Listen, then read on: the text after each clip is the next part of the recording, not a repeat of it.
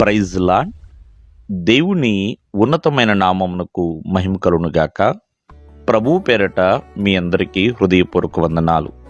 ఈ ఉదయకాలము దేవుని వాక్యాన్ని విందాం. తిమోతికి రాసిన మొదటి పత్రిక 4వ అధ్యాయము 12వ వచనము. నీ యవ్వనమును బట్టి ఎవడును నిన్ను తృణీకరింపనీయకుము గాని మాటలోను ప్రవర్తనలోను ప్రేమలోను విశ్వాసములోను పవిత్రతలోను విశ్వాసులకు మాదిరిగా ఉండుము. ప్రియులారా, భక్తుడైన పౌలు గారు తిమోతికి తెలియజేస్తున్న చక్కటి మాటలండి. మంచి వాక్యాన్ని అతనికి నేర్పిస్తున్నాడు. అలాగే ఈ ఉదయకాలమందు కూడా మనకి చాలా ఉపయోగకరము. ఇక్కడ కొన్ని విషయాలలో మనం మాదిరిగా ఉండమని తెలియజేస్తున్నారు. మరి మొదటిగా మనం చూస్తే మాటలో మాదిరికరముగా ఉండాలి.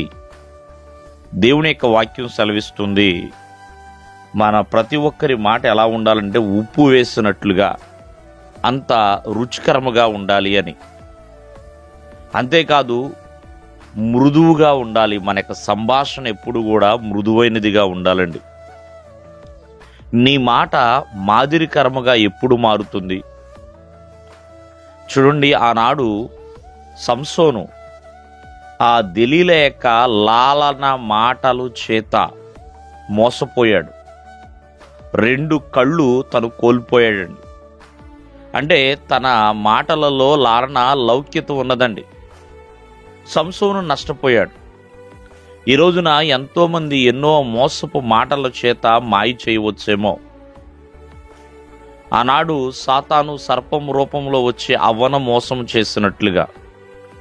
కానీ మాటలో మాదిరికరముగా ఉండాలంటే నీ మాట ఖచ్చితముగా ఉండాలి. అవునంటే అవును, కాదంటే కాదండి ప్రియమైన వాళ్ళరా. అంతేకాకుండా ఏదో ఉత్తుత్తి మాటలు కాకుండా ఏదైనా ఒక ప్రయోజనకరమైన మాటగా ఉండాలండి. ఒక ప్రయోజనకరముగా మాటగా ఉంటే ఆ మాట మాదిరికరముగా మారుతుందండి.